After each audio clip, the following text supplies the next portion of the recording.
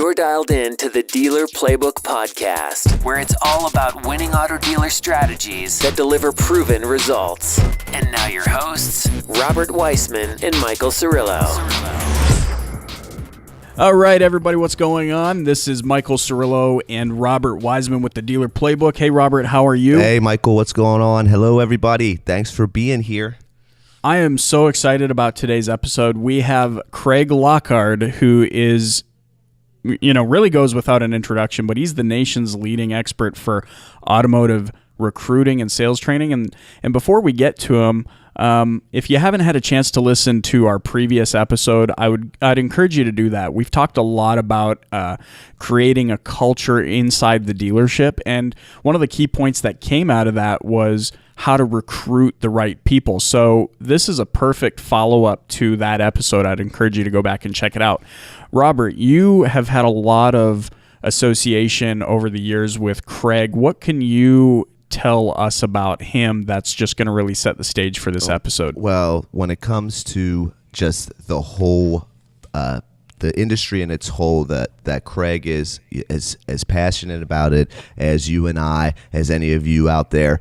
He really is really progressive for somebody that's been in it as long as he has, and he really understands that what we need to do, how we need to really adapt to capture more elite people, more people that are gonna be in it for the long haul, and just professionals. I mean, he's about creating professional and solutions, not temporary plugs to your leaking ship of people and this and that. He's about creating long-term employees, so to speak, for any aspect of the dealership. But I've had hours and hours of conversations with him at numerous conferences, and this guy's great. I mean, he knows it in and out. I love talking to him. He has some great visions for dealers on how to really capture true professionals and most importantly, keep them happy and keep them as ambassadors of your business and of your brand. This guy's got it.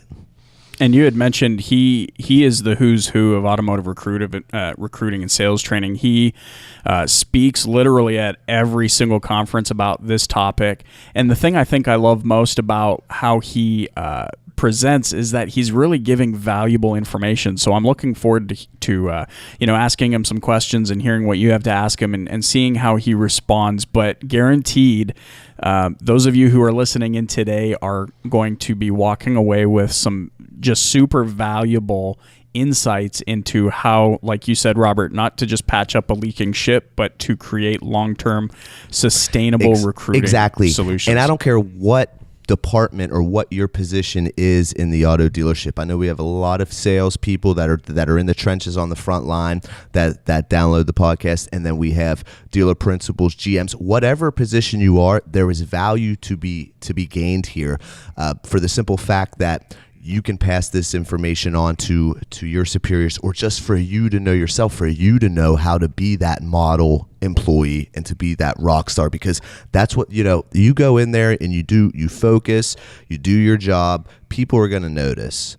And exactly. And I mean, not even being on the dealership level myself, but I'm looking forward to hearing this guy speak at Internet Sales 20 Group in Atlantic City in April, because I'm confident every time I've listened to him speak, there's been just so many valuable insights that apply to any business in bringing in the right people. And again, our last episode that we recorded was all about how to create that digital culture, or that internal culture for the dealership. And again, one of the main points was bringing in the right people, bringing in people that are going to be able to be brand ambassadors, who are going to convey the right message to the public, so that the bottom line of creating an atmosphere that people want to purchase vehicles in is going to be there. Exactly. It all starts from the back end for it to pass over and leak through to the front end, to where your customers, guests, etc., they're gonna feel the wow. But yeah, if you didn't get that podcast, go to the dealerplaybook.com. You can download it there. Also iTunes, Stitcher Radio, wherever you like to roll. They got they have it for you there. So awesome. Let's go. You ready to get started with him? Anything else, Mike? Yeah, No, I think that's it. Let's just jump right into the interview. All right. So like we said, guys, Craig Lockhart from Automax Recruiting, #1 automotive recruiting and training organization in the country. Here we go. Okay, and we are here, guys, with my good friend and automotive recruiting expert, Craig Lockwood. Craig, man, thank you so much for coming on, man. It's good to talk to you. Well, it's good to talk to you guys. I appreciate it very much. Oh, it's not a problem. It's not a problem. So like we said earlier, guys, Craig is his team and outfit is, the best in the business when it comes to recruiting in this industry. And like we said in the past episode, Craig, I don't know if you got to catch, actually at this time recording this, I know you didn't get to catch that episode yet, but we talked a lot about the importance of the culture in the dealership on the back end, meaning internally, for not just in the recruitment stages, but just for the whole, basically the whole dealership in a nutshell, meaning that it starts, and this is a conversation you and I have had, where it starts from one and goes down, that everybody needs to be on the same page and there needs to be a certain culture and, mantra, I guess you could say, that everybody should be on in order for it to then carry over to the front end, meaning to the consumers. That being said, we touched a lot on the recruitment aspect of it and how the problem is a lot of dealers, and I think you could second this, have the notion that a body is better than nobody. And unfortunately, that's true, yes. And that's unfortunate for this industry and what makes people have such a negative perception on it for either employment purposes or from a consumer standpoint, because you're working with non-professional, non-trained people. So that's correct. I think this is a good one to roll into. What for a dealership, that doesn't have necessarily somebody like you or your team there that's 100% focused and dedicated to the recruitment, to the interviewing process.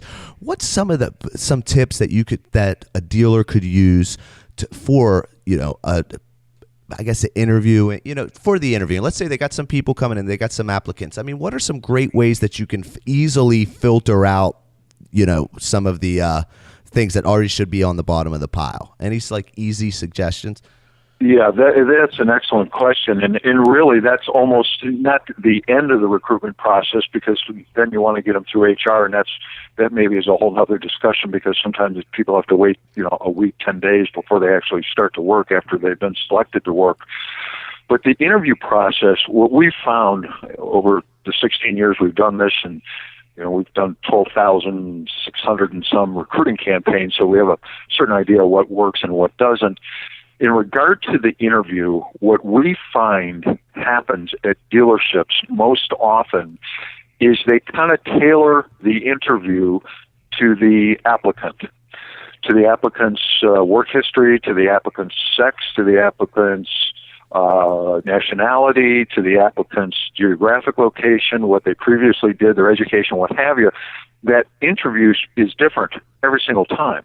So there's no way to truly judge, if you would, one person versus another for the open position at the dealership. So what's of paramount importance is that interview has to be, and when I say word for word, it literally has to be word for word, scripted interview that you will interview every single applicant for, whether it be in service. Obviously you would have a different interview than you would in sales, or different for the administrative office or what have you, or for management. But whatever position you're interviewing for, it's got to be the exact same one, Robert. It can't be, hey, dude, why have you worked 9 jobs in the last 3 years? Gotcha. Or sir, what did you like about your former job and what didn't you like? It's got to be the exact same interview, person after person after person. So at the end of that, you can score them, grade them, take a look at them, and have a real good idea how they answer the questions to that specific scripted interview. Makes sense, doesn't it? Makes 100% sense. Michael, anything you want to add to that? Yeah, so I'm curious to know, because we're talking about this traditional sense of a body is better than anybody, or better than nobody. How, what would you say to the dealer principal or the general manager who's kind of in charge of this hiring process, if they are asking the same questions, then there's going to be a bit of time there before, like Robert and I have said, the cream rises to the top. What do you say to the person in charge of hiring to help kind of buy them some time so that it's not as overwhelming, so that they can, give themselves or alleviate the pressure of not having to find somebody right this moment if those interviewees don't check out? So, in other words, when they need staffing and how many? Exactly. Okay. And this is, and we probably don't have enough time for me to go into this whole idea because it's. But let me just share this with you. You're so right, Michael. The dealers typically make decisions on. We hear when we get a call into the office or what have you, and someone reaches out to retain our services. We'll ask them how many committed, well-trained people do you need on your showroom floor, or in your BDC department, or in your service department, what have you. And a lot of times they'll say a number. Well, we need 3. And we'll ask them, how'd you arrive at that number? And this is, I'm not kidding, this is not meant to be a joke, but it is relatively funny. We've heard, this is what we hear most often. Well, that's how many desks we have available. Yeah. Or that's what we typically run with. Now, you should just really, say that out loud. That's what we typically run with, or that's how many desks we have available.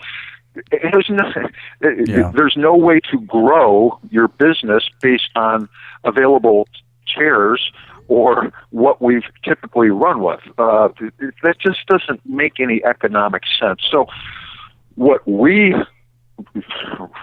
subscribe to and really try to push is just a firm basic economic law, the law of diminishing return. And it's just a matter of finding a point where your input, the number of employees, will increase or will equal your output.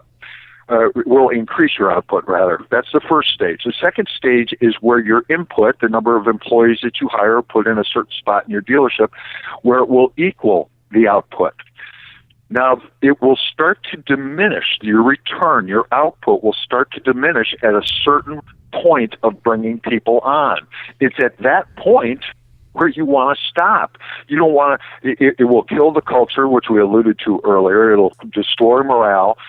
That gets into that flooding the floor mentality. That's not what I'm talking about. I'm talking about using sheer numbers, looking at your statement, looking at the productivity of each employee, whether it be a tech, somebody in the body shop, somebody on the floor, somebody in your BDR in your BDC, internet salesperson, it doesn't matter. But at what point does that return on plugging another trained professional into that position? When does your rate of return start to diminish? And when you see that, that's when you stop. That's when you know you have a quote unquote enough talent in your dealership. But I don't think dealers, for the most part, are anywhere near that figure, because they'll do it by we have additional inventory, or traffic seems to be up, so we'll plug some more people in. We have available desks, so that's what we've always run with, and we're minus a few guys. That just doesn't make any sense. There's just no economic sense to it. No, right. So there's that. I mean, there has to be a formula behind anything. I mean, you're right. Your input is going to equal the output. What do you see? Let me go one step further with that. Go for it. And you mentioned the word formula, and I'll go through this quick. A lot of the dealers, and there's always been a formula around a certain, a salesperson or an internet person or a BDR can handle so many people. A supervisor can handle right up so many people during the course of the day. But who's keeping track? Who's entering the information in the CRM? What is the real traffic count? So if I'm a dealer principal, the only traffic count that I'm going to rely on 100% are my in me being out on that floor every single hour the store's open. Otherwise, I don't believe the traffic count, so I can't really use that as a formula to know when I need to put on more people. Okay, gotcha. Our opinion. Yeah. So going around for the dealers and being in the amount of dealerships that you've seen and just watching and watching the activity, looking at the numbers, talking to them, are more dealerships over or under staffed? Forget quality. We're talking just bodies right now. We already know the answer to the quality issue there. But it's a no-brainer. The vast majority are understaffed now, and I think part of the reason is because we're still leery of what happened in 08 and 09. Gotcha. And I think that really stops dealers from, and maybe rightfully so in some areas, of, I don't want to, raise my expenses. I want to stay in line. I don't want what happened to me before happen again. So I think that has a lot to do with it. But on the other hand, now there's less dealers. Now is the time for dealers to really put the throttle down and dominate their marketplaces. And the only way you're going to be able to you can have the best promotion, you can have the best product, you can have ridiculously wonderful processes. But if you don't have the talent or the people to take care of all that, you're screwed. You're never going to dominate your market. Just not going to happen. Most definitely. All right, so here's one for you, because on the first one went into about the actually interviewing, and you're 100% right. That is the lower part of that funnel, so to speak. Right. Because so as dealers, big part is with our online process. What we're doing is writing our ads on our vehicles and developing our VDPs to be superb. But when in fact it should all start with the process of how we're going out there to get our people. I mean, that should be the time that you spend in that. And I never sat back and thought about, oh man, the writing of a ad or where to place the ad. Is it, where would you suggest, let's say you're one dealer, you're going to do one ad, or I mean, you can choose one platform. Well, where do you place it? What kind of frequencies? I really don't know how those platforms really work. And is there any kind of keywords or calls to actions or any things that you see that return just give better results than others? I mean, obviously. Absolutely. Again, that's an over-the-top great question. Let's start with the job title. Here's often what happens in a mistake that dealers make. What are some of you guys, and I'm asking you the question, what are some of the titles that are given to floor salespeople at a dealership? Just give me one, other than sales consultant, leasing consultant, client advisor, sales professional. Scott, yeah, I mean, and on and on and on, yeah, right? Yeah. Well, here's what happens. Here's the way search works, and more people are going to Google to search jobs than they are the actual job boards, Career Builder, Monster, and what have you. So the way that Google reads this thing out and the way their analytics work is this, that the job title, that you post for the open position at your dealership can't be necessarily what you call those people in-house, because the way that all these analytics work, the job boards and everything, which I can get into in a minute to answer the second part of your question, they quote unquote read that resume. And and the number one in terms of salespeople, let's just use that one, when someone makes their resume out, they don't call themselves a sales consultant. They don't call themselves a product specialist. They call themselves a sales representative or a sales rep. So consequently, that's what you want to title your ad with. You'll be more relevant, and you'll have a better chance of that applicant finding your job strictly because of the job title. Does it make sense? You follow me? 100%. Yeah. So basically, you're reaching out to Google first to make sure Google understands what is actually being presented there, so that the people searching for it can find it in layman terms. And I think Robert and I were actually having a conversation about that, and I have conversations about this with my team, and talking SEO. Most typically, we find that the things or the terminology that we use inside the dealership isn't what the general public is looking for. Without a doubt. Right. Without a doubt. Right. Yeah. So, Craig, Right. in the second part of that, so where do these? Okay, so I'm going to post an ad. Where do I? Good. I want to get an awesome rock star. You know what I mean, team member. I want to appeal to them. I want to get in their face. Where do you? So you're saying to Google. So where are we posting? Where do you tell these people to post this? Right. Now, of course, a lot's going to depend on the position. Okay. If I'm looking for an executive level person, I probably want to go LinkedIn or Ladders or something of that nature. But everything else, I'm going to group a couple of these together, and then going to give you a little different idea for dealers that they can do. Right now, it'll cost them a lot less money. They can go to Career Builder, spend $300 or $400, and have some success. They can do the same thing with Monster for about the same money. But here's something that every single dealer has, and with an hour and a half from their webmaster, they can have amazing results. Indeed.com is actually the number one job board in the world. Number 5 or 6 is Simply Hired. They're called job aggregators. They're not actually a job board. You can't call Indeed right now and say, hey, I want to put an ad up for internet salespeople. They pull the job or aggregate the job from another job board. As an example, Monster and Career Builder pay Indeed to post their jobs on Indeed's site. So we have a couple of our own job boards, and we set up a budget. It's a pay-per-click situation. So you're in total control of your budget for that particular hire. Now, all dealers have a website, right? And a lot of dealers on a website somewhere on the top is going to say job opportunities, a career tab, or what have you, and they'll post the job there. Well, that's fine, but what are people coming to dealers' websites to look for? Cars, service specials, and, yes. and availability of a vehicle, and what else? They're not going there to look for a job. So with some very simple coding, the webmaster, or whoever takes care of their website, can turn their job tab, if you would, or career opportunity portion of their website into an actual job board. Then they can contact Indeed.com or Simply Hired and have those open positions pulled from their website. Wow. And then they pay per click.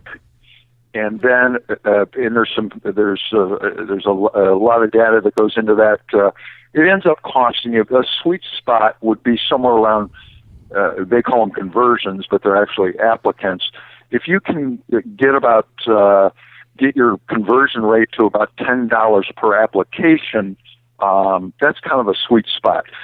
We're considerably less than that, but we'll do such a large volume, it kind of skews the numbers. But on a dealership by dealership basis, if they can get to an applicant for $8 to $10 an applicant that way, it's just awesome. Now, think of this: so they're going to be able to get some employees there. So if they put together a budget for salespeople, they want 3 or 4 salesmen, and they want to pick those 3 or 4 from 15 or 20 people. If you're $10 a shot and you get 20 applicants, you're talking about $200. It's like ridiculously cheap money. Now that can be adjusted high or low depending on the budget you put per click. 75 cents or $1 per click, whatever the case might be. But the people, there are going to be multiples of impressions that are going to be shown up on Indeed or Simply Hired. So some of that traffic might come back to your site because it'll all direct back to your website, to the dealer's website. So that's where they'll apply at. So you're forcing the applicant to come back to your website and see something maybe there that they've never seen before. So it's really twofold. You get an applicant, and you also have people looking at your website that maybe never looked there before. So it's a win-win. Dealers just can't lose that way. Guys, the thing I love about this is we're talking technology. Mm-hmm. And anytime we can talk technology, we could go on that just for 3 or 4 episodes. I think that right there that's a nugget right there. We can wrap that up right now, guys. Any of the dealers out there, Craig, that one is that's where you're seeing your best. And I love how they call the applicants conversions. I love that. That's the bomb. Right. So what are they? That's where you're seeing the best activity right now. Well, yeah, for us, it's huge. It's the numbers are off the charts, but and price-wise, between them and I'm sorry to cut you off, between them and them doing the monsters and the career builders, etc., like that. Are we talking a big dollar difference between the two? 30 to 35% less in that area. Wow. You can't beat that. So we're really talking about how, if dealers want to really get the most out of this, at least in this phase of the hiring funnel, they really do need to embrace technology. They need to get online and they need to make, full use of the resources available. Which kind of leads me into another question here for you, Craig. we've talked about the interview process, which is nearing the end of the funnel, or the hiring process. We've talked about how to get people in the door. What would you say, in your observation, for the dealership getting started? What's the single biggest mistake that dealerships are making in the recruiting process? Hey, how Craig, much time do we have left over? Hey, I'll stop. Hey, Craig, real quick, before you answer that one, how about the one that I love when you say it is, they don't hire that female because she's too hot. Right. Because they're worried about the other guys, you know what I mean, when she would probably kill it on the floor. Love that. Yeah. That's exactly right from both of you. And if I would have to pinpoint one major issue that happens in the majority of dealerships, not all of them, but in the majority of dealerships, is a lack of diversity on the showroom floor. Mm-hmm. In our opinion, and it's just, I mean, this is a no-brainer. Again, this is a say-it-out-loud thing to have it make sense. When you walk in your showroom floor and you count your traffic, don't just count your traffic. Take a look at the human being that's walking in your door, the diversity of your client base. Why in the world would you not want that same or similar diversity in your sales staff, in your BDC, in your internet department, at the service desk, at your parts counter? I can't see any.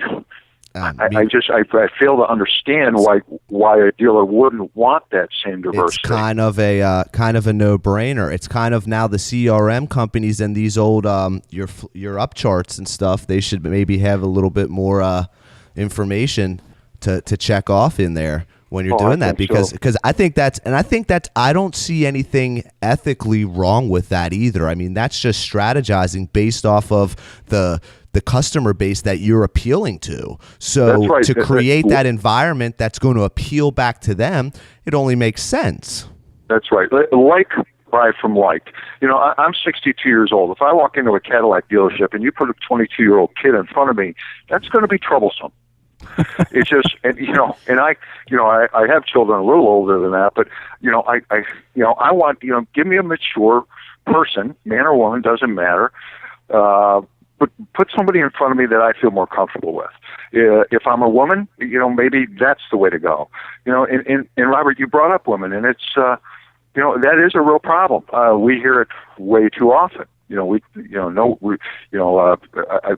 put any women in your class. What do you mean? We can't have any women here. Why? Yeah. Oh, we got sued once. Well really, that's a you problem, man. That's exactly. Not, that's the type of thing that will get Craig. That's the type of thing, right? The comment right there from a story you told me one time I won't go into. That's the type of thing that you'll fire a client for that kind of stuff before right there when they give you that. Well, and I feel like of everything we've discussed today, there's been some incredible, powerful insights from you, Craig. And I think this one, about having diversity at the dealership, this one is probably, in my opinion, the one that will give dealerships the most immediate results on their bottom line. Something that I talk about is how dealerships need to segment their market so that we know who we're speaking to and we know what to speak to them about. And I feel like, having the right individual in place, like you mentioned, not having a 22-year-old kid trying to pitch to you at 62 in a Cadillac dealership, but having somebody who can relate to you. After all, people purchase vehicles, products, and services from people that they both like and trust. And so that is really a no-brainer. Yep. Definitely. Awesome. Well, listen, I don't want to, Craig, I know you're super busy, man, and we just wanted to, get in and give a cool, and I think that there's plenty right there. We will definitely, hopefully you will allow, give us some time again in the future, come back on, we can go a little bit deeper into a lot of these things, because there is so much more on there, but we like to keep these things short and sweet, and I'll tell you what, they have instant actions that can be taken right now that you drop that I mean, I think that would see instant results, just like Michael said right there. I mean, that's kind of a no-brainer to, approach to it. And if I'm a dealer, I'm going to get right on that because it only makes sense. It's chasing, like I was saying earlier with Michael, the low hanging fruit. You know what I mean? It can't hurt. It can only help, and it could be something that easy that can deliver so much more results. So. You know that, so I got Michael on board, man. Michael's on board. He's sponsoring. The Flex Dealer will be a sponsor at the Internet Sales 20 group at the Revel in Atlantic City, April 8th. I know you're on board, correct? Yes, that? Both a sponsor and a speaker there, yes. You'll be speaking there again, which is always good to see Craig speak. And it sounds like from our pre-show conversation, it sounds like you got something, some new content that you're going to be unleashing there that definitely sounds like it's gonna keep some people tuned in. Where else, Craig?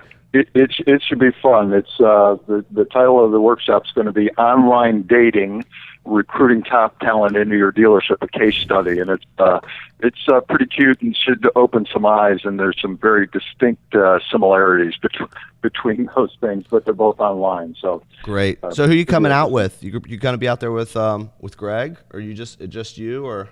No, myself, one of my business partners in another company we own called Auto HQ, and my general manager will be there, and my assistant will be there doing some filming and so forth. So awesome. We'll have a whole group of Automax people there. Well, we will all be out there too. So, Craig, before we shut this thing down, go ahead, let anybody know where if anybody has any questions or anything. Are you open to speak with anybody or whatever? Just feel free, man. Leave any info you want. Yeah, most definitely. Yeah, if you anything that we discussed or any other help that or assistance I can bring to the table to anybody listening, I'd be more than happy to do so. A couple easy places. Our website is www.automaxrecruiting.com. We have a couple fan pages on Facebook, Automax Recruiting and Training and Automax Recruiting. I have a personal page, Craig Lockard, Lockerd. We're all over Google, LinkedIn, Twitter, you name it, we're out there. The number at the office is 800-878-5090, 800-878-5090. My extension is 5, but you might want to hear the extension list. It's kind of funny. We kind of put a different twist on our recorded message, so it's kind of cute. So if you don't think he's going to answer your questions, guys, or give you some information or at least help you out, look, he just gave you his extension. How about your home phone number, Craig? Let's hear that one. My cell is 609-517-1152. Awesome. So, look, that's Craig. Thank you so much, man. I told Michael when we first knocked out our first episode, and we were talking about the importance of recruitment, this and that. There was I'll be straightforward. There for every other except for one. For the wow experience, that's definitely T Money, Tracy Myers thing too. But when we talked about recruitment, there was no other name that we juggled around to do that, because I know I look up to your speaking ability, and just your knowledge is just so deep on these topics, man. And this is for you and me to talk 28 minutes or whatever this is nothing together. We've done, every couple times a year we do it together outside at all these different events. So, and Michael, you got anything to add, man? I'm ready to. No, I'm just super excited to hear you at Internet Sales 20 Group, and always look forward to hearing what you have to say. I was telling Robert in the pre-show that the information that you have is not only applicable to auto dealers, but anybody in business ownership. Is. Yeah, and so absolutely. You've got me excited. RV dealers, motorsports, you name it. Yeah, and so you've got me excited. You're telling me the title of this workshop, and I want to hear all about it right now. But I can wait till April. Till April at Internet Sales 20 Group. Gotta leave a little tease there, but it'll be fun. But exactly. Guys, listen, it's been a real honor. I appreciate you asking me. I'm really blessed to spend this time with you. So I appreciate you both. And likewise. And appreciate the time. Brother, no likewise. Doubt, thanks, Craig. I'm going to hold you to, I want to get you back one of these days, man. I'll get you linked up to this when we get on there. I'm going to put all of your contact information that you gave us into the show notes here for people to access it. And I'll make sure that you get advanced screening and whatnot. All right. Alrighty. All right. Thanks, Greg. You're the man, dude. I'll see you soon, man. Thanks a million. Thanks, gentlemen. Have a You got great it, day. brother. Have a great one. You too. And guys, wow. I hope everybody enjoyed that as much as I did, man. Craig is definitely a true expert. There's no fluff in him at all. He delivers the goods, and he knows what he's talking about. Take down that information he's got in there. Everything will be back in the show notes. Listen to this thing over and over again. Michael, what'd you think, man? Did you like it as much as me? You know what? And I was tickled pink that he went to technology. I didn't think he was going to go there. So anytime anybody brings in technology into the mix, I think that's powerful. It really shows forward thinking and embracing the way business is done these days. So, I told you he was progressive guy in the beginning, man. I echo what you're saying. I'm going to be listening to this over and over again. There was just some, incredible, powerful insights. But listen, if you guys want to get more information on Craig and his company and just get some more valuable insights, again, the contact information for him is going to be in the show notes. You can check out his website, www.automaxrecruiting.com. And listen, he's going to be a speaker at Internet Sales 20 Group in Atlantic City on April 8th through the 10th, which is going to be a powerful event. Look forward to hearing him there. Again, we appreciate He gave out his cell phone number. He gave out his cell phone number. That was incredible. But listen, if you want to hear more Dealer Playbook, we appreciate you being here with us. Hit us up on our website. We'd love to hear from you, topic ideas. And, hey, if you want to be a guest on the show, we'd love for you to reach out to us. We're always looking for the biggest and the best in the industry. www.thedealerplaybook.com. Hit us up on iTunes. Subscribe. Leave us your feedback. And again, your success starts here. Talk to you next time. Take care, everybody.